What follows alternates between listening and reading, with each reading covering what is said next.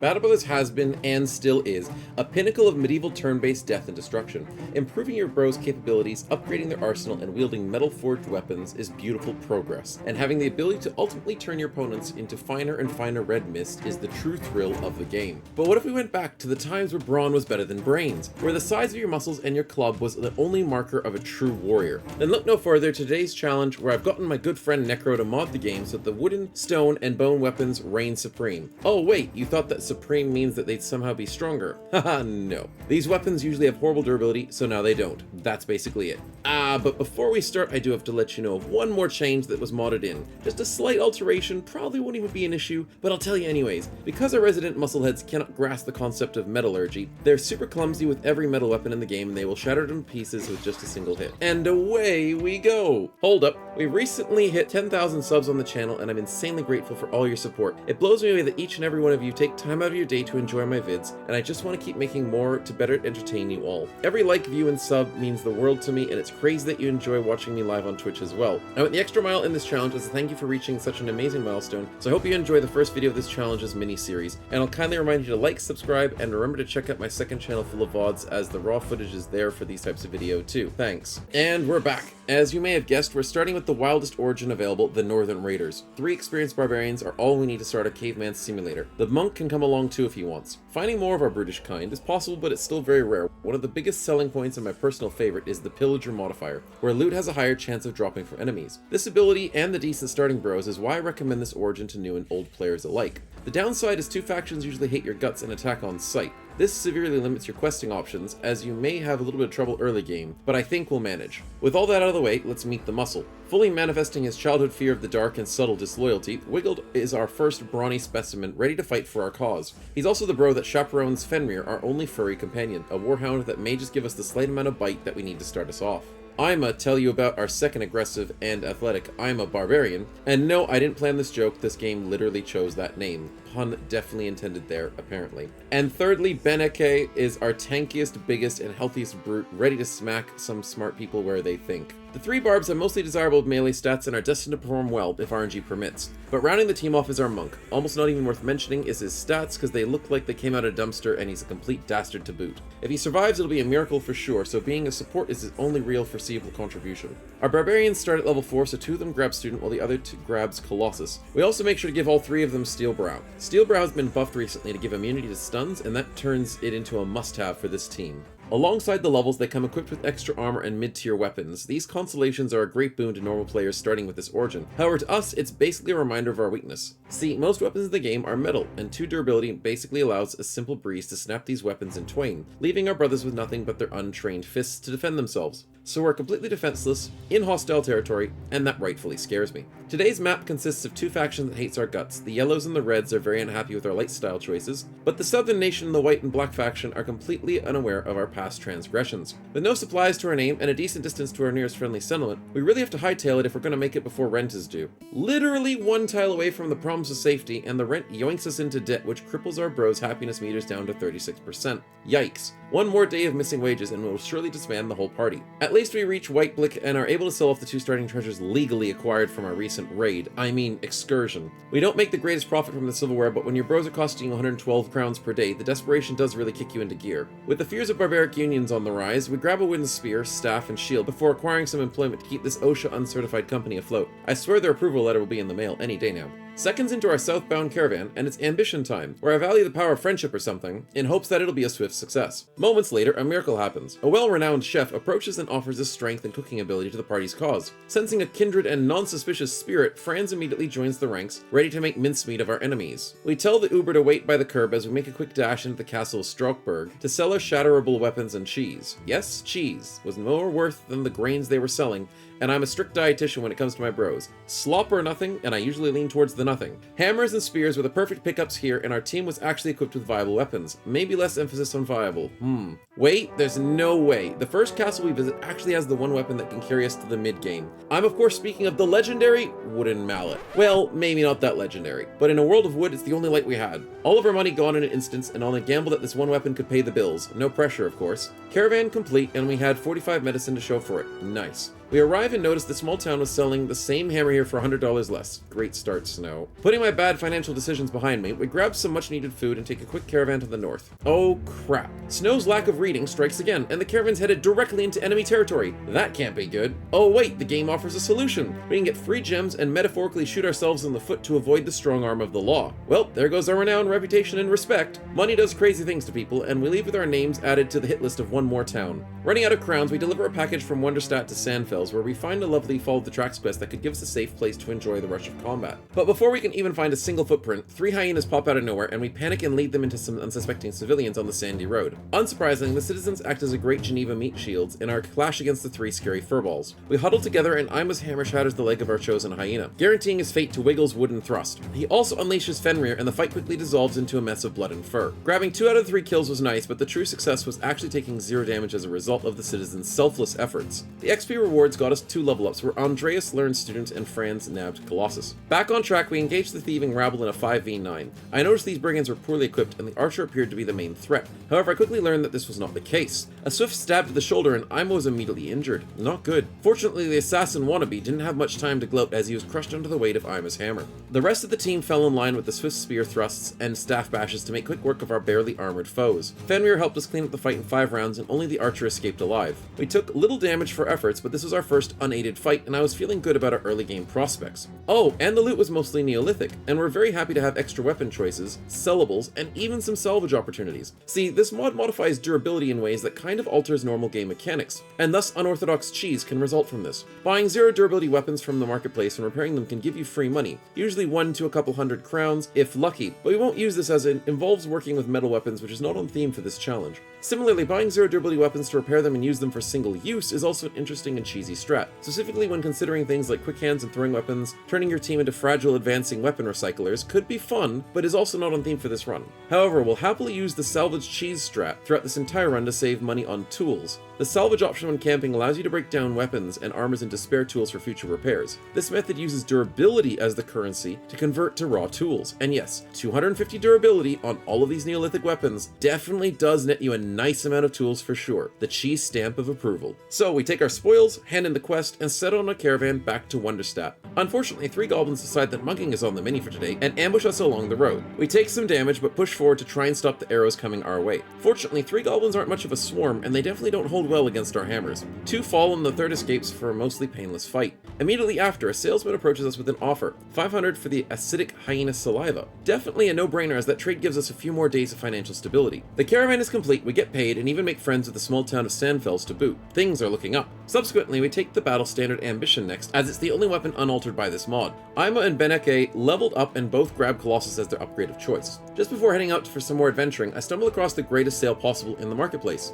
A wooden hammer on 49% durability is on sale for 300 crowns. I cannot pass up this crucial upgrade, and swiftly purchase it and equip it on Beneke. When testing this mod, I never expected to have such good opportunities to upgrade our weapons so quickly. I'm confident this will produce devastating results. After a day's camping to heal and salvage, we set off a bit too late after those tracks, but luckily my nose was on the money and we found the thieves before they escaped. Although we had a favorable position, we had to rush the enemy due to our lack of ranged bros. With the help of the mighty vegan certified thumping apparatuses, the rabble brought us some pain, but ultimately didn't stand a chance. We were rewarded with 3 level ups. Andreas was cured of his dastardly ways by converting to a true believer. Wiggled grabbed my favorite anti-RNG perk, Fast Adaptation, and our carnivorous friend Franz took some cooking classes. Quest complete, handed in, and we swiftly picked up another. Healing up on a short caravan ride back to Sandfels was a no-brainer to make the most of our time. But at the crack of dawn, we came across a vertically challenged man. Not like that. He was upside down, hanging from a tree, and getting beaten up. According to his accusers, his crime was, my notes say he was horizontally inclined with a dead horse. Right. Lifestyle choices aside, we had a chance to rescue him and add him to our wild company. Muscle is muscle, I say. We cut his restraints, and oh dear, are humans normally meant to land on their necks? Well, he's not moving, so let's just leave this scene behind us. No questions asked, of course. At least the caravan arrived safely, and now we had the opportunity to buy cheap enough dyes for an attempt on our first trade run. Money in a metallurgy challenge playthrough is going to be a crucial safety net, at least that's what I hoped. And you already know the power of good trading. Luckily, Sahat welcomed us with open arms and a fat coin purses, as we made nice profit from the goods we had. So now I had a fairly quick and effective trade route. Score. Feeling a bit more comfortable on 2,222 crowns, I grabbed a few armor upgrades for the team, and we took a no-brainer delivery quest back to Wonderstadt. This corner of the world was turning out to be good for us, and grabbing more trade goods would be nice too. That's what I would have done if we didn't bump into the sand-encrusted highwaymen. Darn early game nomads fighting in insane numbers. We didn't stand a chance. Unless Yes, just have the local authorities deal with it and walk away like nothing happened. Classic Snow tactics right there. Back up and out of the desert, but wait, another roadblock in our way, but this time they don't scare this team of repurposed barbarians. I mean, 11 enemies is surely daunting at this stage, but I had hopes we'd come out of this one rather well. Regardless of my confidence, Fenrir was unleashed immediately, and he didn't disappoint. 2 enemy dogs fell quickly, but some of our attacks didn't connect, and our top flank was simultaneously getting swarmed. And as you'd expect, the weakest link broke rather easily, and our moral guide was eternally silenced. With fairly average luck, we managed to clean up the fight after our loss, but no number of kills can bring back one of your own. So Andreas remained in that peaceful state while we left to wreak more violence in his stead. Fortunately, we were able to finish our delivery without any more fatal interruptions. Since our cash reserves were high enough to temporarily quell my financial anxiety, we had a few moments to camp for medicine, salvage, and heal. Fortune struck as the caravan broke down in front of our makeshift campgrounds, and since there was no AAA to help them, we decided to help ourselves to their goods. The natural response, I know. I mean, we really scored big with 18 free tools and 9 free medicine for only doing slightly immoral acts. But can you really blame us? Our moral cornerstone of the monk was now gone, and we're just acting on instinct at this point. That'll hold in court for sure. Anyways, bravery surged within me as we stood with the decently stocked, equipped, and paid party, so accepting a thug fight wasn't the scariest risk, at least in my current eyes. Still, I had my wits about me, and chose to fight at night, severely hindering their few poachers. 4 versus 7 was a good sight as there was only 5 melee combatants before us, and I was ready to test our mettle. Turtling in the south, we forced their hand immediately, and as they began to collapse on our position, a giant bonk rang out in response. Aima brought the Gudendag thug within an inch of his life and set up Franz to secure the kill. Beneke was also able to walk over the fresh corpse to ring out another crushing bonk. With Fenrir guarding our flank, the rest of the fight was just one blunt force trauma after another.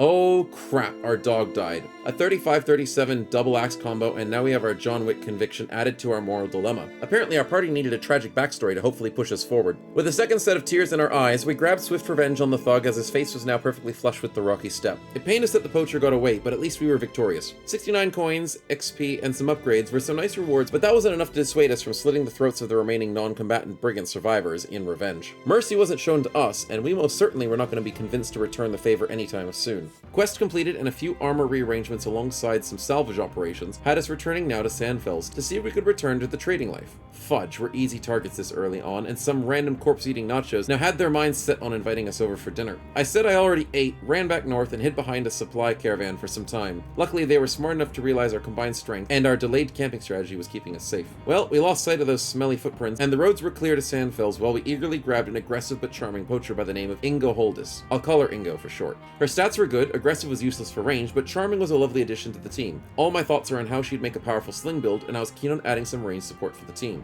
Just remember, our ranged options are slightly limited, but surprisingly simpler and more viable than melee choices. Legends mod makes slingers very viable, and are the most versatile ranged bros in my opinion. Of course, we can't play with guns, crossbows, or throwing weapons for this challenge series, but bows and slings are definitely on the table, and could be rather useful if utilized well. Unfortunately, we couldn't grab a favorable quest, so we loaded up on dies and headed back south. Yeah, not many people like my plans in this game, of course, so we were attacked on the roads by a smaller party of Nox than the last one we ran from. I accepted the fight because 6 tier 1s couldn't be too bad, right? The map blessed us with 2 spots of high ground, and we turtled up and got ready to brawl. Ingo's arrows flew true and softened up their advance to the point where Franz majestically claimed a double kill with the weakest staff in the game. Maybe I've overlooked staffs too much. Franz is slowly showing me the light, but maybe he needs a bit more to convince me about his cooking. Back to the fight. We got some lovely bonks, but I risked our backlines to secure those kills. I was shocked to see the flanking Nock choose a dead corpse instead of making one for himself. This truly saved my hide, as we swiftly cleaned up after the AI blunder. Franz leveled from the fight, and I gave him feint to support the team on his future misses. With no further interruptions, we returned to the city-state to sell our new stock of goods. Recently suffering from ambushed caravans boosted our profit margin, and even though we were struggling to break out of this week-to-week paycheck survival strategy, it was nice to be on 1.3k crowns for now. So with financial insecurity on the line, you already know that Snow is going to be responsible. Oh, look, he just brought a bro. Well, Zachariah better be worth the risk. No shield expert, but good stars, light, and speedy could make a decent dodge tank. Let's just hope so. Anyway, back to better decisions. Snow has now chosen to take in a southern caravan to the city he just betrayed. God, I mean, what's next? Is he gonna flip off the nobles, or poke an unhold with a stick, or sell his firstborn to a hex? When will it end? Oh, look, if it isn't the consequences of my actions. Literally a millisecond before the caravan could arrive and have the quest complete, the militia decided to do an on-the-spot check, and since I was too stubborn to abandon the caravan, I held my ground. With no nets to our name, I dived into a foolish 6v9 9 against a militia captain and his merry crew. However, one tap of Beneke's hammer and I was immediately feeling better about my decision. A snipe for Ingo and the 1-2 punch from Ima and Zachariah had us 3 kills at the start of round 2. Now this 6v6 was looking very doable. Another kill, and the captain decided to run in front of both of our hammers. Questionable, but I'll allow it. Even though we were cleaning up this easy militia foot soldiers, the captain's continuous shield wall strategy made him untouchable and Ima was taking too many hits. Ima was low, Ingo was low from a counter snipe, and 270% uphill spear thrusts crumpled Zachariah instantly. Thankfully struck down, but still not a good outcome. Wiggle was beaten and almost breaking, but the real nail in the coffin was the unbreakable captain chopping Ima to pieces, never to be whole again. Now only 2 original barbarians remained, a sad day and a costly result of my decisions, and bad RNG of course. This really stung, as we could have literally won the fight with the next couple of swings, so our fallen bros could have been avoided by just a couple extra rolls going our way. But alas, this was our fate. Zachariah survived with a permanent broken elbow joint, one of the worst permanent injuries as it completely cripples melee DPS and tanks. I knew his time with us was very limited from here on out. The only silver lining was that Ima's gear wasn't lost to the fields of regret, and her hammer and armor were able to live on in our future battles. 1 microsecond after the battle, our journey came to an end and the rewards felt ever so empty in our hearts, as the team was physically and mentally broken. Beneke leveled up and learned the very valuable hammer mastery, and Ingo increased her ranged prowess on our level up by learning fast adaptation. Our disappointed legs carried us back to Wonderstadt to escape any more potential militia, but more so to lick our wounds and gather my senses on how we should proceed. I found a hungry but impatient apprentice, named Sebra for short, and that was willing to tank for the team, and I subbed him in to do Zachariah's job before he got crippled and all that. We came to repair, heal, and salvage to get back on our feet for the next expedition. A simple delivery south was safe, but technically our only option from here, so off we went. Making a pit stop at Sandfels for a singular dive, we also spied a super cheap gambler that could be a very cost-effective choice moving forward. So it was here that Zachariah was coerced into an early but just as formal retirement. It's definitely a rare sight to see me dismiss a bro from my party, but those who do leave definitely have the best chance of survival throughout all my playthroughs. Funny that. I wonder why. Bleakhull for Blue for short, because I can't pronounce well enough, was definitely a promising staff bro, and with a full team of 6 we were desert bound. But once again, temptation and maybe slight feelings of revenge arose in me. We happened to come across a caravan from that same Durbak that sent our barbarian to Valhalla. I honestly don't remember this part. I think I woke up in the sandy roads an hour later with 3 cloths, 72 crowns, and a handful of food items, wondering if the blood rush to my head maybe caused all of this. According to the accounts given to me by my barbaric mercenaries, we had attacked the caravan and successfully annihilated them, with Franz being the only one slightly looking worse for wear, while 6 flattened corpses lay behind us. But I mean, that's secondhand storytelling right there. I definitely couldn't be a legal liability in court based on someone else's witness story, so my hide was safe this time. Our successful delivery had given us a great opportunity to make profit off the cloth after we camped till next morning. Profits felt good and I was getting that trade itch again, so we almost attacked another caravan on our way back to Sandfels to get more dyes. I didn't attack them, of course. What did you guys take me for? I'm selectively barbaric, that's all. Our small coffers only allowed for the purchase of 2 dyes and red paint, but a caravan to the other city-state was available, and it was immediate grab for me. Just before arrival, Wiggled spotted a lone Alp in the distance, bothering everyone in the caravan, so I sent him and Ingo to kill it off and get 200 XP each. A detrimentally unhappy event, but free XP is free XP. Amazingly, this XP boost got both Wiggled and Ingo a level each. Wiggled grabbed a hammer mastery, and Ingo started the sling perk line with slinger spins. With the caravan completed, we entered the marketplace to a shocking sight. The city-state of Shuri was producing their own dyes and selling them, which made our risky trade choice a complete disaster. This left us with very little options to put us behind in my plans of profiting from trade runs. A 3-star Nomad quest, a 3-star Beast quest, or fighting the arena were our choices of poison in order to make money here instead of wasting time by heading back east. Upon noticing the arena was bouting us against 2 serpents, I swiftly changed into gear for preparations. And with much deliberation, our 2 hammer barbarians and our brand new level 1 apprentice tank walked into the Colosseum against a pair of giant slithery foes. We baited the snakes to play by our terms, and Seaver quickly got to work tanking 46% hits from both snakes, as we swung our hammers and hoping to do enough damage before our weakest link would break. The first 2 hammers caught only air. A snake bite started the damage on Zebra, but we swiftly broke bones with the next 2 hammer swings. A broken nose on a snake must have looked weird, but we pressed on. 2 more hits to the ribs set Zebra up for a spear kill, and the last snake stood no chance after that. Fairly easy 640 crowns our way, but obviously the risk is the name of the arena game. With our rent secured, we left to resume our regular trading route, but quickly found nomads interested in our belongings. We slowly led them to a hill at night to cripple their slinger's effectiveness for an easier fight. 6v10 was kind of daunting, but not really. 7 mostly naked dudes and 3 night-blind slingers posed little threat to our bros' well-adjusted eyes and hands. I'd like to say the very hopeful Desert Raiders stood a chance, but that was certainly not the case. Zebra, our level 1 arena champ, had a good and tanky showing, while the hammer duo flattened a couple of craniums each.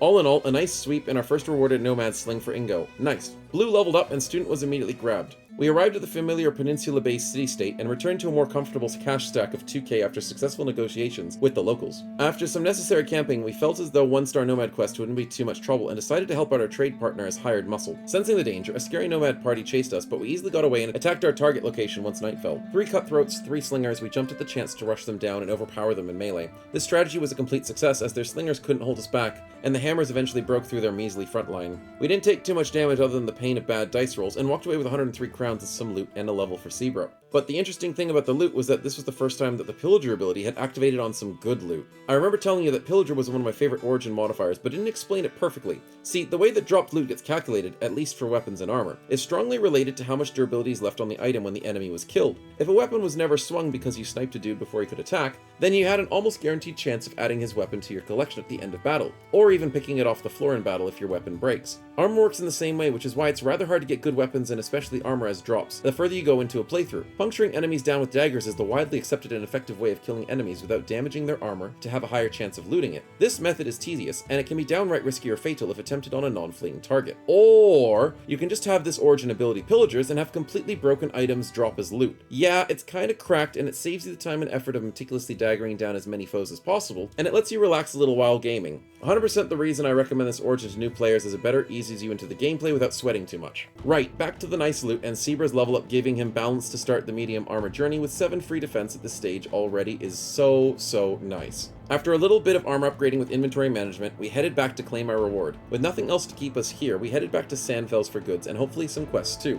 We didn't have as many options hiding here in the south, but at least this cul-de-sac of settlements were treating us well. On our way back, we just remembered that our ambition was to grab a banner, so we quickly camped to grab an upgraded weapon for the team. The banner was the only weapon unchanged by the durability mod because it's a crucial item for the game, and having a banner break would reset the ambition and waste 1,000 crowns each time to get a new one. The next set of ambitions weren't really helpful, but I guess since we've migrated to the south, it wouldn't hurt to take the 5 city-state quests one. Franz took up the banner, and we continued our journey. Sandfells had goods, but we wanted to check Wonderstat in case they had decent quests before we crossed the sands again. Due to our unsavory actions towards Durbach, the roads north were unfit for caravans, and other quests in that direction were just too much effort and time. So we took a delivery back to Cherie, and even though they sold dyes, we picked up 4 dyes from Sandfells that almost bankrupt us, but could eventually be sold at profit to Sahat instead. Quick thinking and a nice loop-de-loop avoided a nomad ambush on the roads, and we then safely pulled into the populated oasis. Another 3-star nomad quest had me hesitate and check the arena for better, safer choices. 2 nomads definitely sounded like free cash, and we quickly chucked our usual trio into the ring of entertainment. My hasty decision was shaken ever so slightly when our enemies' weapons were revealed. Those 2 could hit just as hard as us, so timing, positioning, and luck were all that stood between us and a celebration or a funeral. However, my confidence surged when my positioning and RNG produced results. The hammer nomad was immediately brought low and his friend rotated him out, but then Wiggled's sweeping strike connected it with both of them and sealed the fight. Another galvanizing arena win under our belt, and I was keen for more. Camping till the next day, we walked back to the arena and we told that 4 spiders are waiting for us. Not a big fan of being webbed and poisoned, but if we played it right, then maybe another win was a few good rolls away. Good positioning gave us the first strike again, but only 1 hit connected. As feared, webs and poison was their reply. So now we needed a kill. Wiggled answered the call, grabbed a kill, and was laying out the pain on the second spider as well. Beneke was struggling in the south, but as sure as the day is long, those hammers were definitely the answer to our arachnid problem, and another win was ours. As we were camping and setting up for the next day of arena fighting, Blue wanted to have a quick game of dice. I rolled a 10, he rolled a 7, so a free 100 crowns were mine, and I immediately cashed out. I certainly don't trust my bad luck to expect success from extensive gambling. The arena bell rang, and we quickly stepped up to the plate after hearing it was going to be against 2 hyenas. This early in the game, there was no way it was going to be frenzied ones, so another free win was ours for sure. Great positioning, and we lured the mutts to their swift deaths, no sweat at all. 4 wins in the bag, and I really wanted that 5th one. But first, Zebra leveled up, and we grabbed Resilient for the extra health insurance policy and survivability. Another day, another profitable bout. The return of the 4 spider fights had me hoping poison wasn't as high on the menu as last time, so we headed out with caution.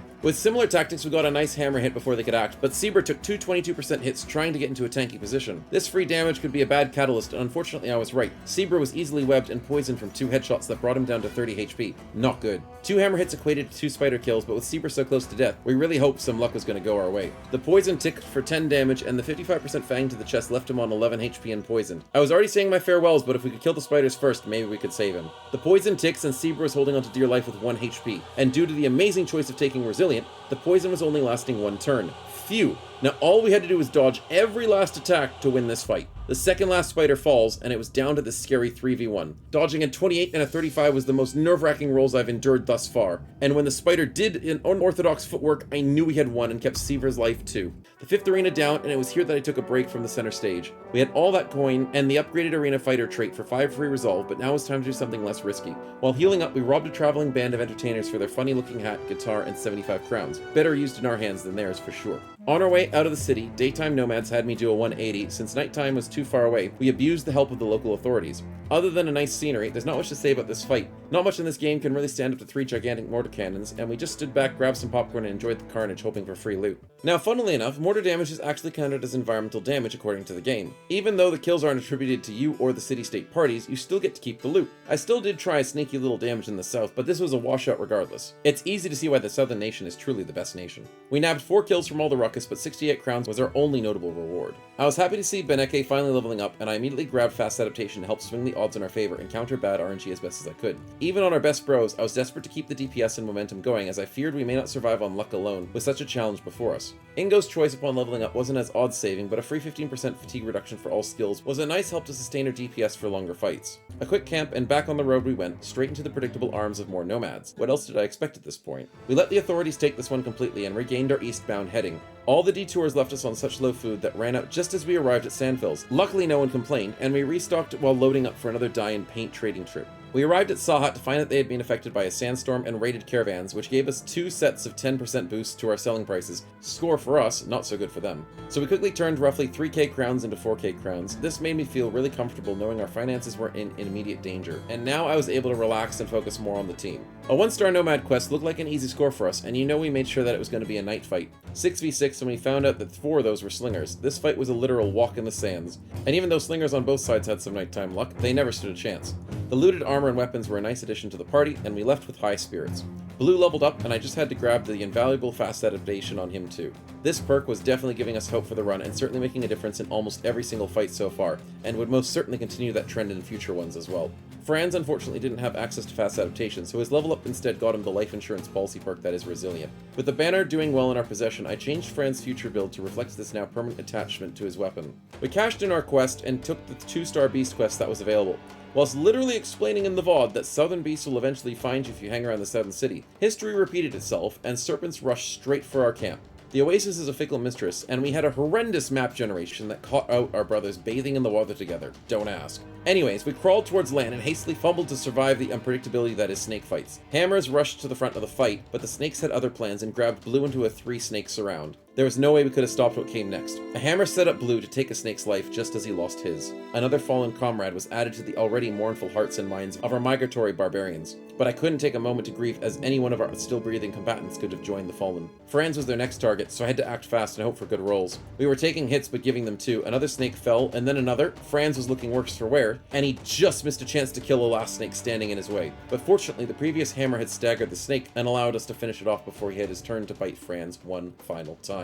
This wasn't the fight I wanted, and you can't ever feel safe in snake fights, and this time was no different, as we lost another good bro to these slithery foes. Quest complete, and I immediately tried to find a replacement, but no one was worth the tryout. Snake skin and scales were cashed in for a slight amount of coin, but we eventually had to move back north for opportunities and employment. Sandfells didn't have much except a wandering nomad party, which I wasn't interested in engaging during the day, so Wonderstadt was our next heading. Luckily, they had off all the tracks quests to lift my spirits and get us back on track, so to speak. We quickly camped next to them and trapped them in a mountain fight where we easily mowed them down in 5 rounds without taking barely any damage. Ingo sniped beautifully with her flying stones, and the hammers and banner took lives without hesitation. Rabble were a good source of wooden weapons for salvage, and our tool situation was very well supplied from these types of engagements. The only downside for saving money on tools by salvaging was the time investment it took to camp for multiple hours and the cost of wages during that time as well. Still, for this run, it was mostly a better choice than outright spending money on tools. We completed the quest, returned to Sandfells, and doubled up on tracking down thieves, and getting on with violently cracking these criminal cases wide open. We stopped a random thief in the street for 25 bucks, and CSI Barbarian had really worked up a resume. The rabble don't get far before we find and eliminate them. 7 rounds of non-threatening experience points are all that rabble are to us now, and I enjoy the free progression that they give to this team. Quest complete, and Wiggled reached level 6 for a nice pickup of Underdog to help the fact that our small party easily gets outnumbered and will continue to do so as the game progresses. We still have lots of work to do until we can even think of facing a king. A tier 1 beast quest was a simple choice and one that I didn't regret. A wandering Nock party even attacked us while camping with a free high ground, and the 5 of us were undaunted when 7 tier 1 Nocks showed up ready to die. Due to me not wanting to break formation and give up on the high ground, I let 2 of the Nox eat and get to tier 2, but their added strength and threat was not enough to swing the fight, and we took the win in 5 rounds. With our big cash stack, I was really pushing to recruit more to fill our now max party size of 8, so after stocking up on as many dyes and paints as we could, we once again crossed the sandy seas. We reached Sahat by nightfall and camped till morning. Just before the sun came up, a couple of kids needed help saving their cat that got stuck in a tree. Ingo stepped up to the challenge and tried to knock down the feline with an arrow. The perfectly natural response, I know. And due to her great skill, the tree branch broke beneath the cat and it safely landed on its feet. The kids were overjoyed that now they had something for dinner, to which we walked away slowly and instead focused on the free permanent 1-range skill that Ingo just received. To switch things up, we took a ship to the westmost city-state of Harakit to look for more employment, but mainly to have quicker access to more towns and to find more recruits. Sadly, no one was worth it, but I could distract myself with a nice and scary Tier 3 Nomad quest to test our mettle. Overconfidence maybe played a part in this choice, but I'll never admit it.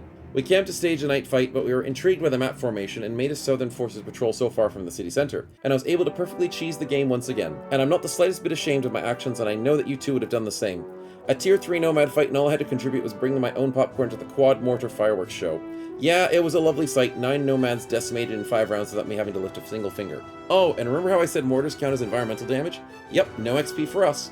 But we definitely nabbed some free loot, and it was nice to get all of this for being right place at the right time. Quest handed in, 980 crowns were ours, and I was feeling good. So off we went to visit another friendly northern towns, but to no one's surprise, it was nomads that we visited first. A day fight against 4 slings and 3 indebted, and it was confusing why the game thought these dudes stood a chance in the first place. But as you know, I can't say no to free loot and XP, so we cleaned up in 5 rounds and were ready for the next fight. Seabro leveled up just before we engaged the second group, and I eagerly grabbed the extra stats from Gifted to boost his tanking abilities just that little bit more. The second group had 4 slings and 6 indebted this time, but that hardly made a difference in our outcome. We were becoming somewhat of an experienced nomad extermination party, and our wooden weapons weren't holding us back very much in that department. Ingo's snipes were providing a lot of support and actually racking up some decent DPS numbers and kills. We took little damage from this fight, but I was just happy we were finding successful fights and cementing our place in this part of the world. Ingo leveled up, and Sling Mastery was our new upgrade. Finding good new bros was almost an impossible task, so when Dorn Term also came up empty, we decided that Mutt the Wolf would be a good 4-legged support for the team until we could fill the 2-legged gaps in our company. The nearby castle of Strockberg just added to my suspicion of something being wrong behind the scenes, and only 1 recruit throughout the entire castle without any negative settlement modifiers. At least this expensive retired soldier was a strong-looking recruit. After umming and awing about whether I should spend that much, my desperation for a new member swayed my decision and Gudlick joined the team, and his stats did not disappoint. He didn't have the best perk options for our current limitations, so I decided he'd be a good one-handed tank DPS, whatever that means. I still had no idea how I was going to make him do DPS, but that was a future snow problem to figure out. Gudlick came to our experienced party at level 2, and you already know that I chose fast adaptation for him. Everyone will do their part to combat bad RNG today, and you too can help with as little as 4 installments of $6.99, and if you call now, I'll throw in Faint for free. I can't believe the amount of value that is, and with this package, you could totally say goodbye to bad RNG today. After some inventory management, we headed up to Whiteblick, hopefully to grab a quest or even another recruit. It wasn't much, but they had 2 copper for a decent price, and they asked us to find a location for a few hundred crowns. The nearby mountains had us complete that in a jiffy. No idea why they didn't think of doing that themselves, but now we're stuck in the corner of a map with nothing to do. East was our only real choice as the north still hated our guts, but on the way we spotted an easy fight. A location only filled with thugs would only be free loot and XP for sure. We weren't healed up, so I camped close by to prep. I knew my mistake and accepted the inevitable outcome. We were attacked by a raiding party that the location sent out. See, it's pretty common for enemy locations on the map to send out parties to wander around and eventually attack things or just return to rebolster the location. And the interesting thing though is that when a location sends out a party, the location's inhabitants get weaker and change composition, which is why it can be wise to wait for a raiding party to leave so a location is easier to pick up for your team. I was just being lazy, and since raiding parties are more commonly sent out at night, I could have been more careful. However, I wasn't fazed because we got eagerly attacked by rabble and thugs, and they really didn't know what they were getting into.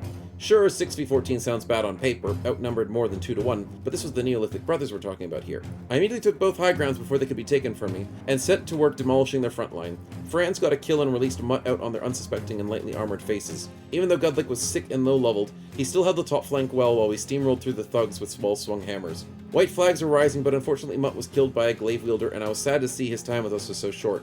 His sacrifice wasn't in vain because the fight was cleaned up shortly afterwards, and Gudlick was initiated with our ways and was looking like a good fit for the party. Beneke leveled up and I swiftly grabbed Gifted because even with 75 melee skill at level 6 and with fast adaptation, we still had many situations along the line where missing big swings was hurting our DPS. A bit of camping later and we were ready for the original fight, but now since the location had some poachers in it, I waited for a night fight to be safe. 6v8, and in the first round we had 1 killed and 2 crippled. Definitely not an issue for us. The fight was practically over by round 3, and the total cleanup got us a decent amount of XP, crowns, and some salt. A worthwhile effort for sure. Philstein had some copper for us and even a potential prospect. A washerwoman by the name of Carlotte had decent defense and almost good enough attack. We happily added her to the lineup as she was ready to follow in Godlick's footsteps as a one-handed DPS tank. Without available work here up in hostile lands, we were returned to the tried and true Wonderstadt, carefully dodging Durbak of course, where we picked up a very risky caravan back to Durbak. I'm known for my bad decisions, but hear me out. We could get lucky. We trained for XP and surprisingly got lucky. No militia were home, and we freely completed the caravan with a nice level on Franz to boot. Polearm Mastery was a good choice as it allowed him to have an increased mobility on the battlefield whilst upkeeping the DPS. Back at Wonderstadt, we sold our goods and continued on to Sandfells. A 1-star Alp quest tempted me as I knew it would be an easy one if played right, but wait, has the snowman been focusing too heavily on finances and forgetting nets this entire run? Yes, he has. So as the non-gambler that I am, we loaded up on food, dyes, and paints and did a quick trade run to profit and grab some nets. Safely executing a doop-de-loop, and our goods were sold for a nice profit the next morning, and the 3 nets we grabbed made me feel safer as I was now able to return to my staple snowman tactics. We hired a crappy and bugged indebted, so we had to dismiss him. This was adding to my suspicion that something wasn't right, but I'll explain that in time. For now, I got sidetracked and took a simple 1-star Nomad location quest, but before I could get there, we got sidetracked again. Yeah, that's a common theme for me. The Nomad leaders I had managed to evade upon arrival had returned, however I had backup this time, and you already know that the cheese was fully taken advantage of, especially in the face of great danger. Day 47 with a few more Nomad leaders? Sheesh. Even with only 2 mortars, I felt safe amongst my adopted kin, and only moved forward to secure the high ground for myself. Mansoir the Red, however, rushed Godlick, and we had to respond in fashion. Ignoring the range support, we netted and poured everything we had onto this one leader, which got him killed insanely quickly. The massive pole mace conscripts made a big difference in this fight, but also our damage was doing well in the face of heavily armored foes. Focused fire, of course. We then rushed to clean up the annoying ranged nomads whilst a brave but successful conscript held off Henry the Silver Mace all by himself. I mean, that's how it was until round 6 where he could hold no longer. But by then the damage was done and the leader found himself confident but alone on these blood-soaked sands. The 2 mortars were relentless at stripping this proud Southman of all his health and armor and even gave the final blow. And to my surprise, we actually got his Cyper shield and his helmet as a result. What a score! Definitely good upgrades for the team. We camped to recover before our quest fight, but immediately an executioner and his ranged colleagues appeared out of nowhere. I tried to bait them into another baited fight, but didn't expect the outpost to have a second army stationed there, and they took the fight without us. We moved on to the quest site and finding 6 cutthroats before us provided me with a very reasonable amount of confidence. And sure enough, a quick sling kill by Ingo and a cripple from Beneke's hammer allowed the fight to spiral fast towards our inevitable victory. Other than some stalled RNG from stubborn shield walling, we only took 60 damage in total from the Nomad's efforts. Well-placed confidence indeed. Carlotte received her first level up, and Student was a default pick for me to get her up to speed as soon as possible. Quest complete, and the temptation of a 3-star beast fight got the better of me because all I could think of was the possibility of more cheese.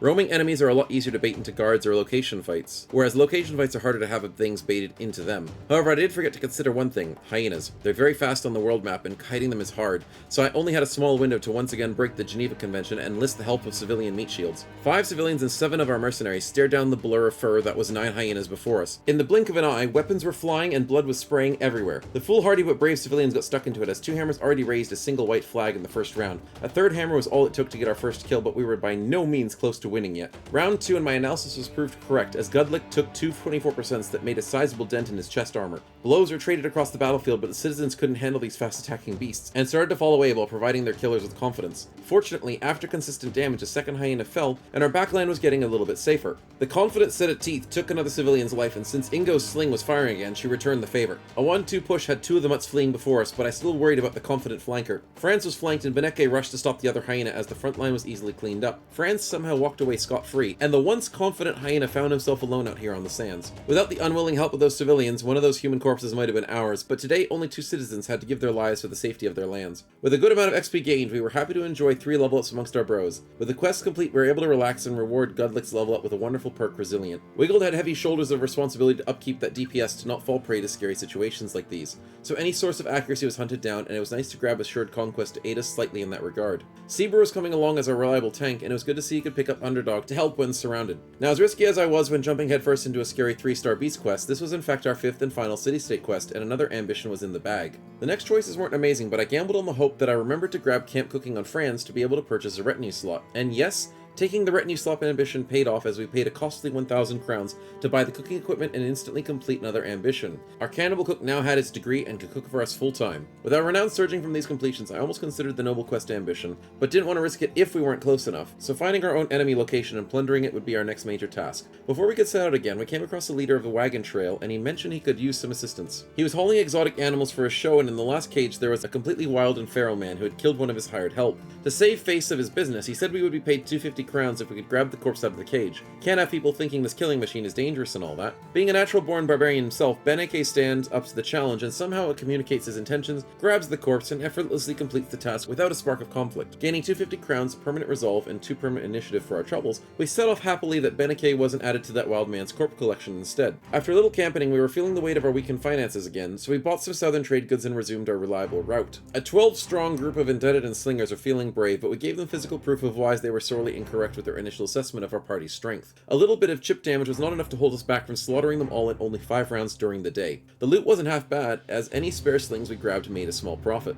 Carlotte leveled up, and even though she was going to be a tank, I grabbed Feint to help the accuracy of the party. Sandfels gave us a great deal for our southern goods, and we immediately set a return course full of dyes and paints instead. Sahat had their marketplace refreshed by the time we returned, and with more profits we happily grabbed their goods and even filled up on 4 more nets as well. Back to Sandfels, and the same profitable trading of goods had our cash stack slowly rising, and thus our finances were getting secured once more. I debated on whether a 1-star hex fight would be worth our troubles, because hex fights can turn nasty when least expected. But I decided that the risk was fun and profitable, so with a loose formation we stuck around to protect the mayor's son. 1 hex, 2 direwolves, and a very scary frenzied direwolf quickly engaged our parties, and I had to act fast. Frenzies are built different, and we needed to shut down the hex as well before either of them went haywire. Immediately the canines were in our face, but the hex successfully harmed Beneke, so we threw a net on him and tried to set up for round 2. But the hex had other plans. Yup, top flank was now doomed. Our tank Gudlick decided to let his pants do the talking as well, and now the frenzy was free. Wiggled missed his hammer, and the things were going downhill fast. We managed to make a normal direwolf flee as Gutlick returned to us after quickly snapping out of his trance. Franz resisted the 3rd kiss, and round 3 was the first time the team was working together. Both normal direwolves perished, and we were able to collapse on the frenzy and make a dash for the hex.